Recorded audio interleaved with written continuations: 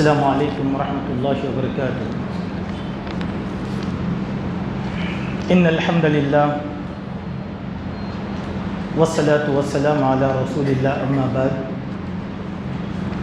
معزز حاضرین، آج ہم نے قرآن مجید کا تیسرا پارہ تلک الرسل مکمل سماعت فرمایا ہے۔ اس پارے میں سورہ بقرہ کا آخری حصہ یعنی 34 آیات اور سورہ آل عمران کا ابتدائی حصہ یعنی 91 آیات، اس طرح 125 آیات آج ہم نے سماعت فرمایا ہے۔ اس سورت کا آغاز سورہ بقرہ کی آیت نمبر 253 سے ہوا، جس میں اللہ کے پیارے نبی اللہ تبارک و تعالیٰ نے نبیوں کے بارے میں یہ بیان فرمایا کہ تلک الرسل فضلنا بعضهم علی بعض منہم من کلم اللہ۔ ہم نے نبیوں کو ایک دوسرے پر فضیلت عطا فرمایا ہے۔ اب فضیلت کے معنی یہ نہیں ہے کہ کوئی نبی اعلیٰ ہے اور کوئی نبی برتر ہے اور کوئی نبی چھوٹا ہے یا کوئی نبی بڑا ہے۔ یہ فضیلت نہیں ہے جس طریقے سے یہود نصارہ کے پاس ہے اور ہمارے اہل بدعت بھائیوں کے پاس بھی ہے، ایسا نہیں ہے، بلکہ منہم من کلم اللہ، ان میں سے کوئی ایسا ہے جس کو یہ فضیلت حاصل ہے کہ وہ اللہ کے ساتھ گفتگو کیا ہے، یعنی موسیٰ علیہ السلام۔ کوئی روح اللہ ہے یعنی عیسیٰ علیہ السلام۔ اسی طریقے سے کوئی خلیفۃ اللہ ہے یعنی داؤد علیہ السلام۔ تو ہر نبی کو اس طریقے سے اللہ تبارک و تعالیٰ نے فضیلت دیا ہے۔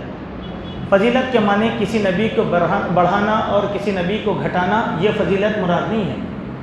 ایک حدیث میں اللہ کے پیارے نبی صلی اللہ علیہ وسلم نے فرمایا لا تفضلونی علی الانبیاء، کہ دیکھو دیگر نبیوں پر تم مجھ کو فضیلت نہ دو۔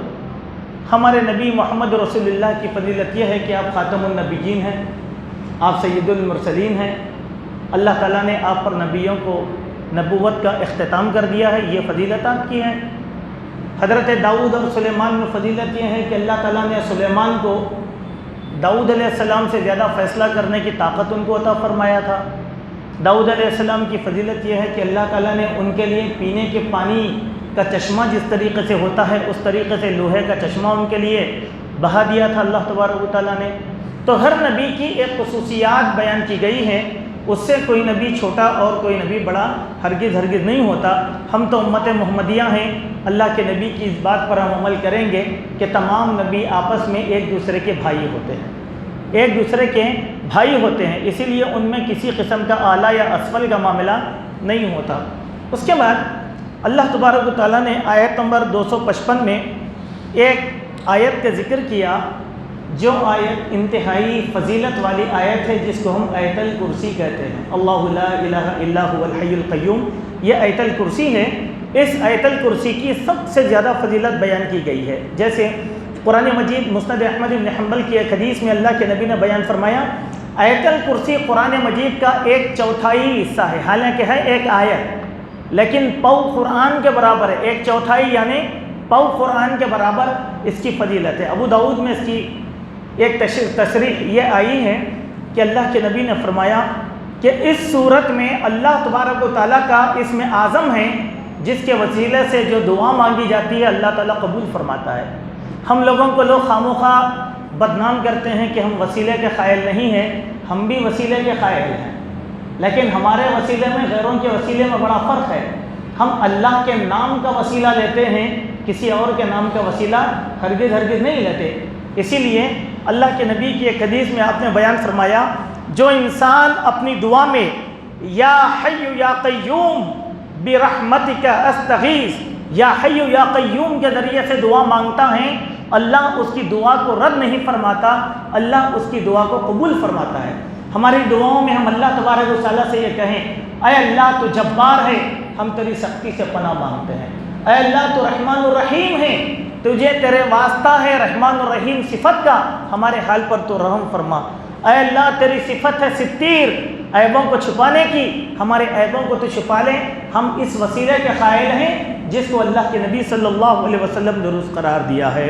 اسی طریقے سے اللہ کے پیارے نبی صلی اللہ علیہ وسلم کی ایک اور حدیث مسلم شریف میں آئی کہ اللہ کے نبی نے حضرت ابی بن کعب رضی اللہ عنہ سے دریافت فرمایا کہ کتاب اللہ میں وہ کون سی آیت ہے جو انتہائی عظمتوں والی ہے، وہ آیت بتاؤ۔ تو فوراً حضرت ابی بن کعب نے فرمایا وہ آیت اللہ لا الہ الا هو الحی القیوم ہے۔ تو اللہ کے نبی نے اپنا ہاتھ لیا اور ان کے سینے پر ایسے مارتے ہوئے کہا اے ابو المنذر تم کو علم مبارک ہو، تم کو علم مبارک ہو۔ اس حدیث پر ذرا غور کیجئے کہ ایک آیت الکرسی کو اللہ کے نبی نے علم کا درجہ عطا فرمایا۔ کیوں اتنا بڑا درجہ؟ اس میں اللہ تبارک و تعالیٰ کی 5 اسماء و حسنہ کا تذکرہ ہے، اس میں اللہ تبارک و تعالیٰ کے 5 ناموں کا اور 26 صفات اللہ تبارک و تعالیٰ کی اس میں بیان کی گئی ہے۔ سبحان اللہ میرے دوستو، دیکھنے میں یہ ایک آیت ہے، سورت بھی نہیں، ایک سورت کی ایک آیت ہے، لیکن جس میں اللہ کے 5 نام اور 26 صفات بیان کی گئی ہے۔ اسی لیے آیت الکرسی کی بڑی فضیلت بیان کی گئی ہے۔ ہم سوتے وقت آیت الکرسی پڑھ کر سوئیں۔ ہر فرض نماز کے بعد ذکر و اذکار میں آیت الکرسی کا تذکرہ کیا گیا ہے۔ جو بندہ آیت الکرسی پڑھ کر سو جاتا ہے اللہ تبارک و تعالیٰ کے فرشتے اس کے نگران کار اور نگہبان بن جاتے ہیں اور اس کو کسی قسم کے رات میں گزن نہیں پہنچتی۔ علماء کرام نے، سلف صالحین نے آیت الکرسی پر بڑی جامع کتابیں بھی لکھی ہیں۔ اس کے بعد ہمارا گزر ہوا ایک آیت سے جس کا آیت نمبر ہے 256، جس میں اللہ تعالیٰ نے فرمایا، جس میں اللہ تبارک و تعالیٰ نے طاغوت کی نفی بیان کیا ہے، طاغوت کا انکار کیا ہے۔ لا اکراہ فی الدین، دین میں کوئی زبردستی نہیں ہے۔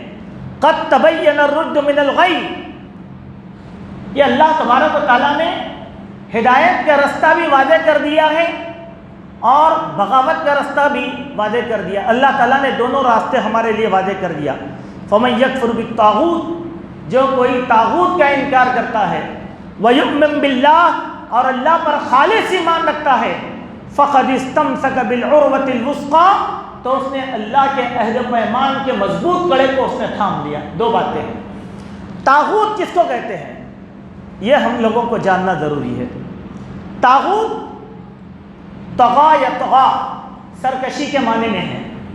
ہر وہ نظام، ہر وہ قانون جو اللہ کے نظام کے مقابلے میں بنایا گیا ہو، قرآن کے مقابلے میں بنایا گیا ہو، وہ ہوتا ہے نظام طاغوت۔ انسان کا نظام، شیطان کا نظام، ابلیس کا نظام، جو اللہ کے نظام کے لیے کے مقابلے میں بنایا گیا، اس کو کہتے ہیں طاغوت۔ اس کا انکار کرنے والا مومن ہے اور اللہ کے نظام کو تھامنے والا ایک ایسے کڑے کو پکڑ لیا جس سے جدائی ناممکن ہے۔ سبحان اللہ، اللہ کے پیارے نبی نے اس دن میں بیان فرمایا ترکت فیکم امرین لن تضلوا ما تمسکتم بہما، اے لوگو میں تم میں 2 چیزیں چھوڑ کر جا رہا ہوں، جب تک تم ان دونوں چیزوں کو مضبوطی سے تھامے رہو گے اس وقت تک تم گمراہ ہرگز نہیں ہو سکتے۔ ایک اللہ کی کتاب اور دوسرا نبی کی سنت ہے۔ ہمارے لیے ایک ہی نظام، اللہ کی کتاب اور نبی صلی اللہ علیہ وسلم کی سنتیں۔ اسی کو حضرت عبداللہ ابن عباس نے فرمایا یہی اللہ کی رسی ہے۔ وَاعْتَصِمُوا بِحَبْلِ اللَّهِ، تم اللہ کی رسی کو مضبوط تھام لو۔ اس کے معنی کیا ہے؟ قرآن اور سنت کو مضبوطی سے تھام لو۔ یہی ہمارا دین ہے، یہی ہمارا قانون ہے، یہی ہمارا اسوہ ہے۔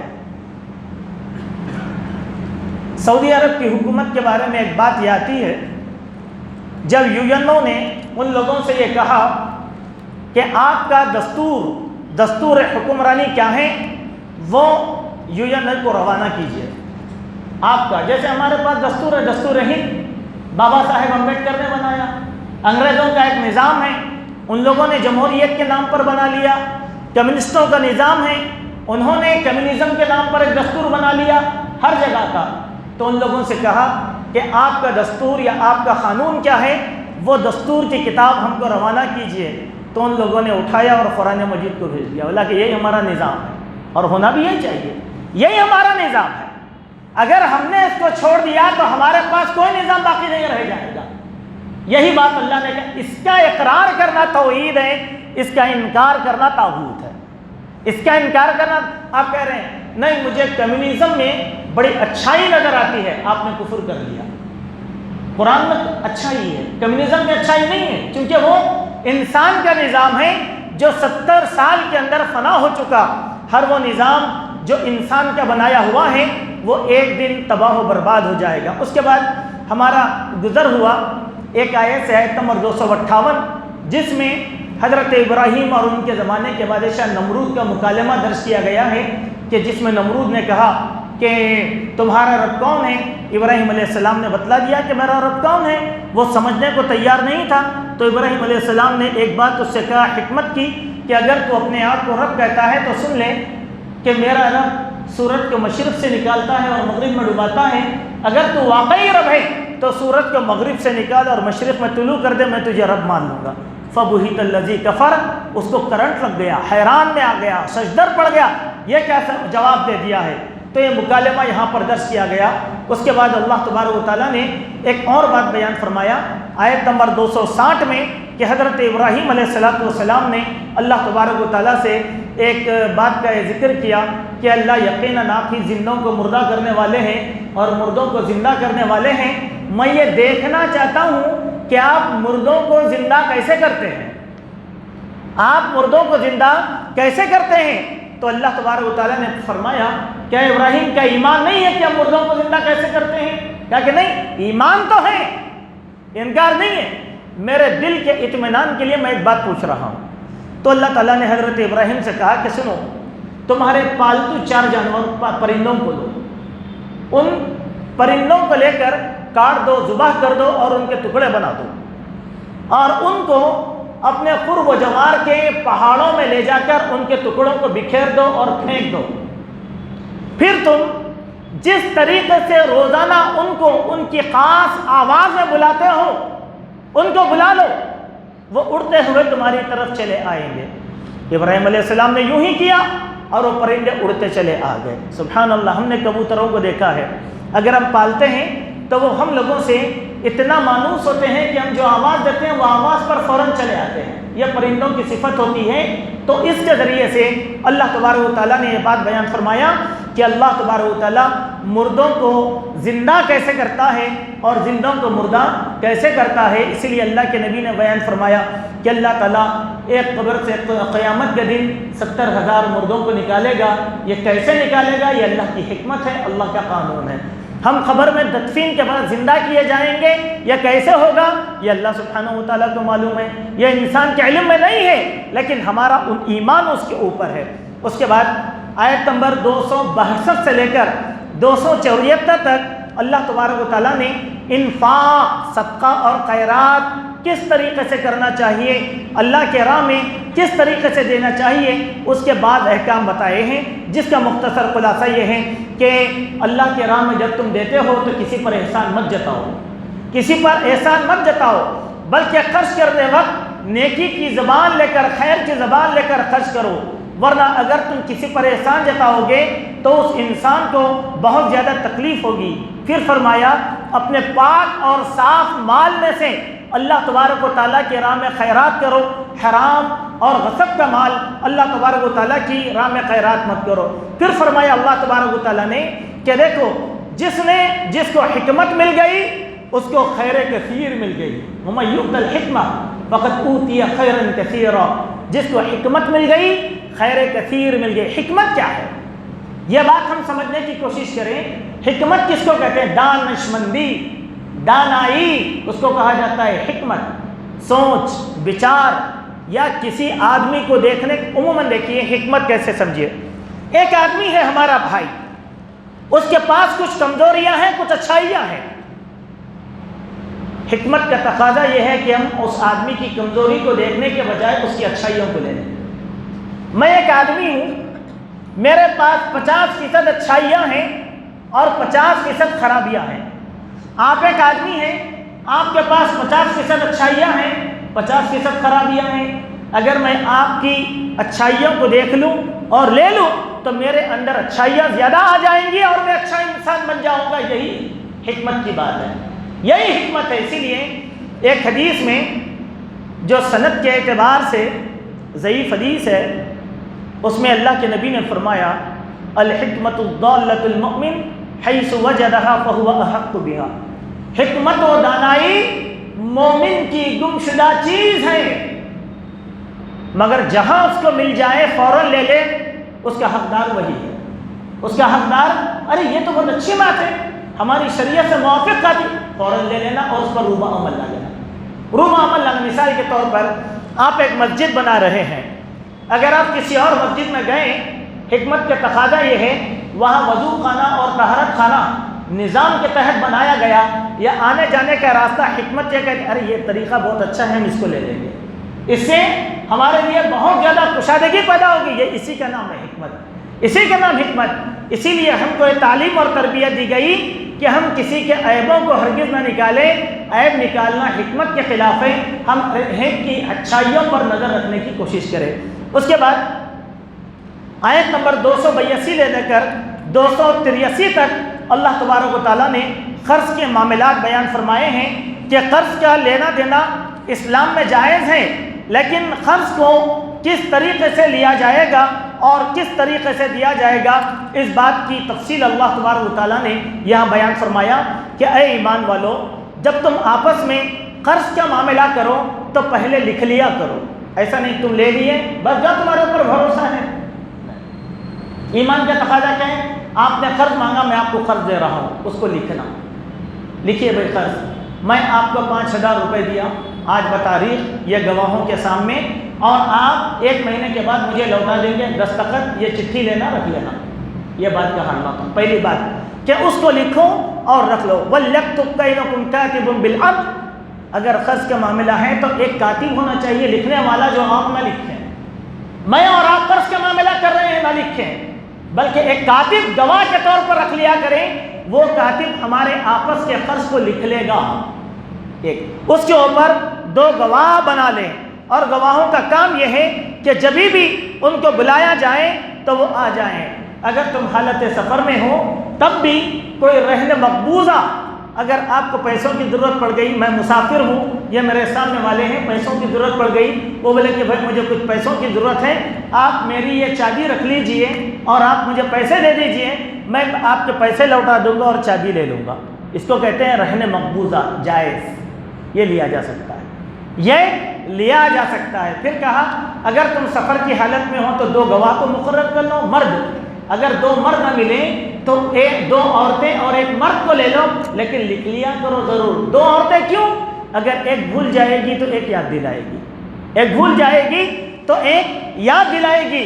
چنانچہ قرض کے احکام یہاں پر تفصیل کے ساتھ بیان کیے گئے ہیں۔ ہم لوگ جب تک قرض کے ان احکام پر عمل کریں گے تو ہمارے پاس نہ دشمنی ہوں گی نہ کدورت ہوگی۔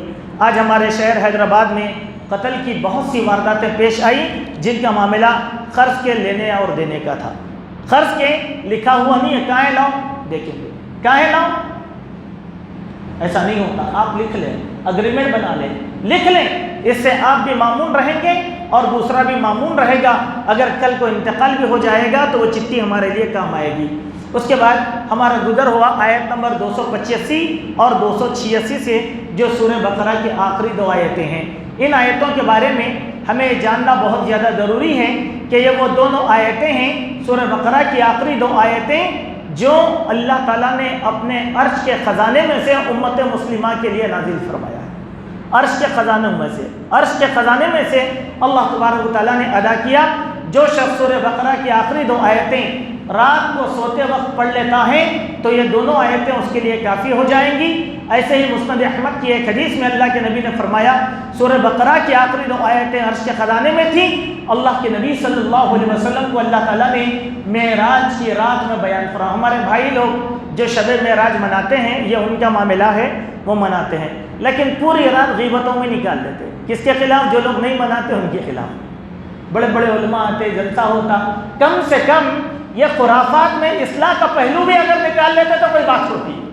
لوگوں کو یہ بتایا ہوتا کہ معراج کی رات اللہ کے نبی کو کیا کیا دیا گیا تھا تو ہماری امت مسلمہ جہالت سے گریز ہو جاتی، لیکن پوری رات گالی گلوچ میں نکال لیتے کہ وہ لوگ ایسے ہیں جو رات نہیں مناتے، وہ ہے، یہ فلاں ہے، فلاں ہے۔ خلاص عالم صاحب کی تقریر ختم ہوئی، شب معراج بھی ختم ہو گئی۔ اس سے ملت کو کیا سبق ملا؟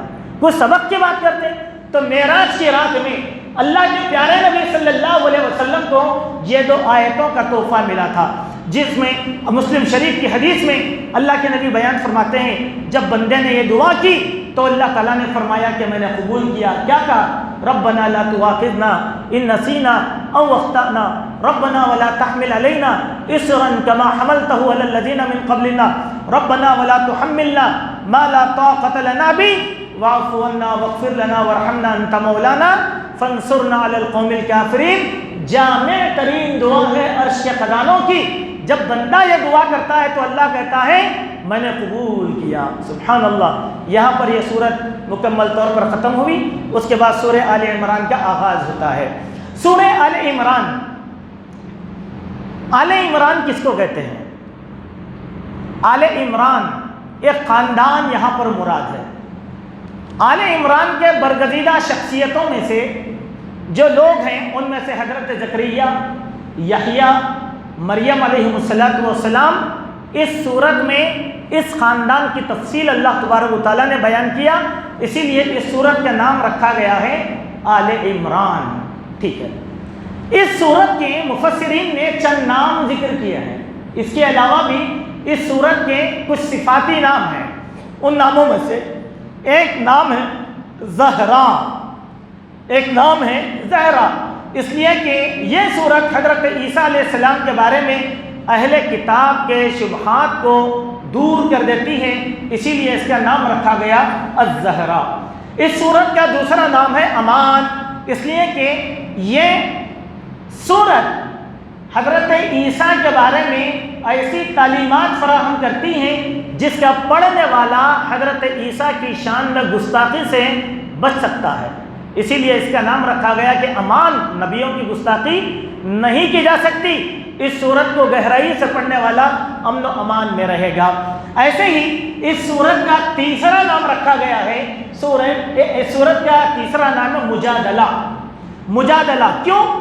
اس صورت کی 80 سے زائد آیتیں نجران کے عیسائیوں کے ساتھ اللہ کے نبی صلی اللہ علیہ وسلم کے مناظرے کو بیان فرماتی ہیں، جس میں آپس میں حق اور باطل کی معرکہ آرائی ہوئی، اسی لیے اس کا نام مجادلہ بھی کہا گیا. اسی طریقے سے اس صورت کا ایک نام کنز بھی ہے، کیونکہ پورے قرآن میں حضرت عیسیٰ کی جتنی تفصیلی باتیں اس صورت میں بیان کی گئی ہیں وہ علم کا خزانہ ہم کو کہیں بھی نہیں ملتا، اسی لیے کہا گیا یہ کنز یعنی خزانے والی صورت ہے. اسی کے ساتھ اس صورت کا ایک نام بیان کیا گیا الاستغفار، چونکہ اس میں ایک آیت آئی جس میں اللہ نے فرمایا والمستغفرین بالاسفار، مومنین کی ایک صفت ہے جو راتوں کو جاگ کر اللہ تبارک و تعالیٰ سے اپنے گناہوں پر شرمندہ ہوتے ہیں.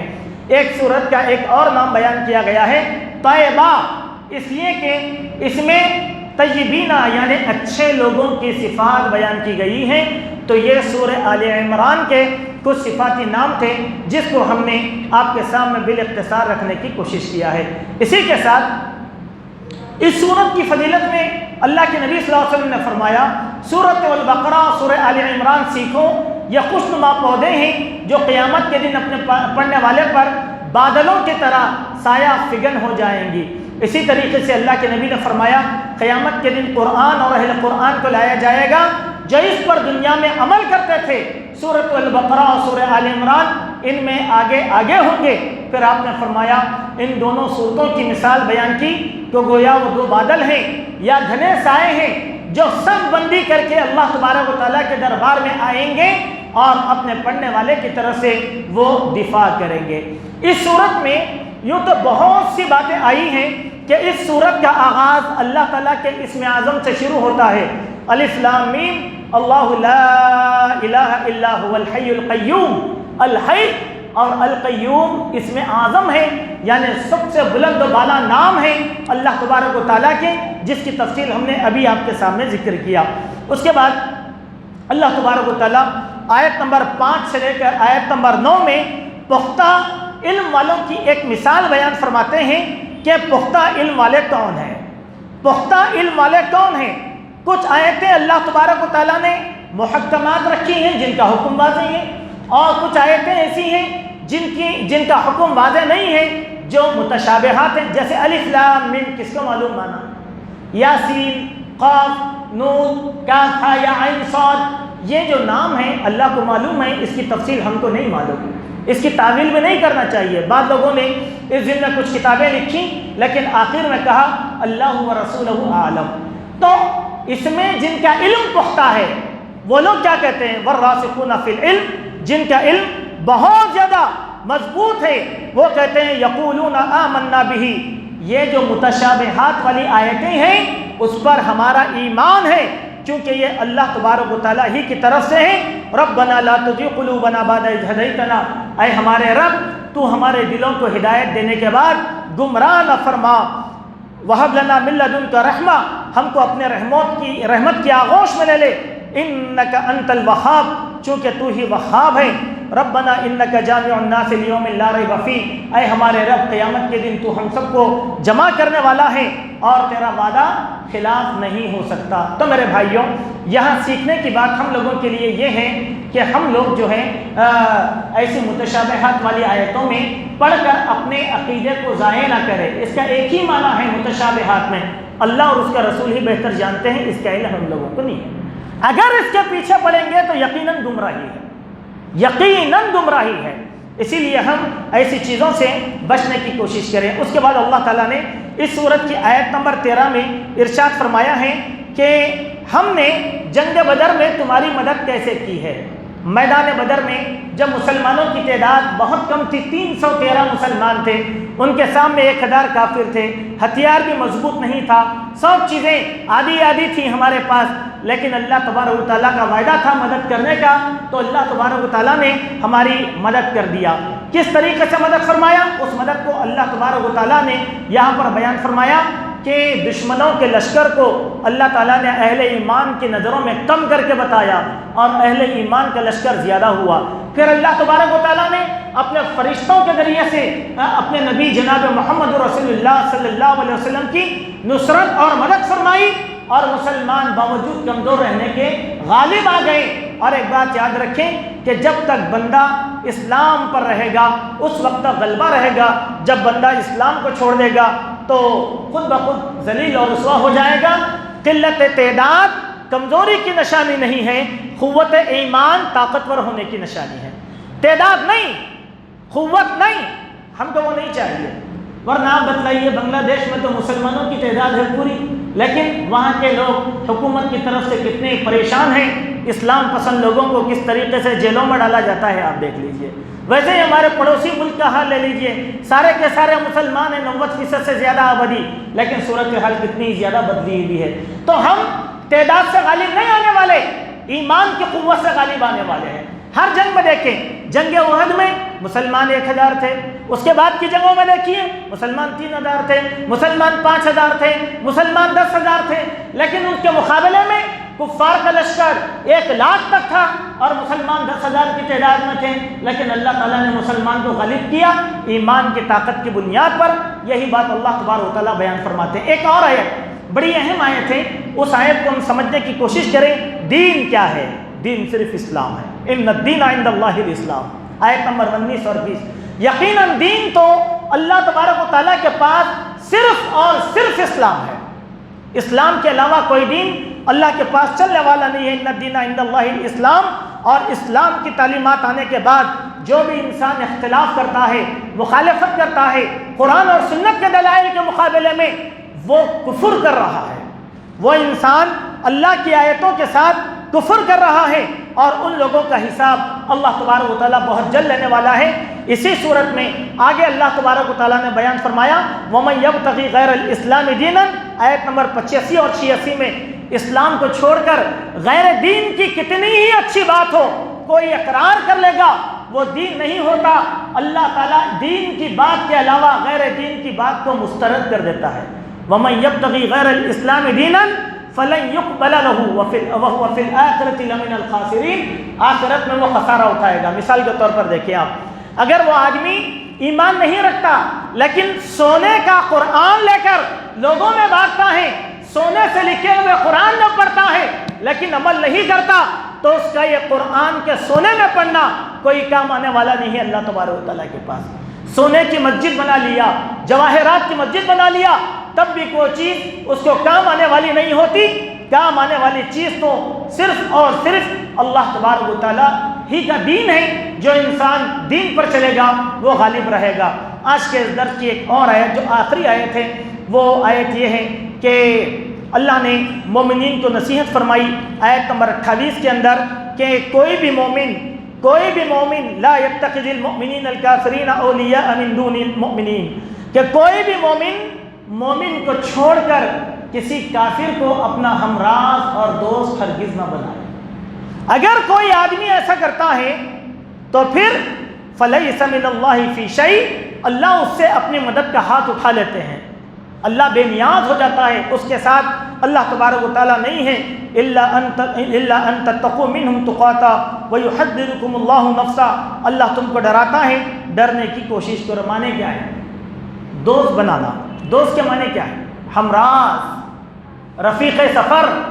میرے گھر میں شادی ہو رہی ہے، میں ایک کافر سے مشورہ کر رہا ہوں، میں تجارت کرنا چاہتا ہوں، میں ایک کافر سے مشورہ لے رہا ہوں، میں ایک میرے بچے کو اعلیٰ تعلیم دلانا چاہتا ہوں، میں ایک کافر سے مشورہ لے رہا ہوں، نہیں، مومن سے مشورہ لے۔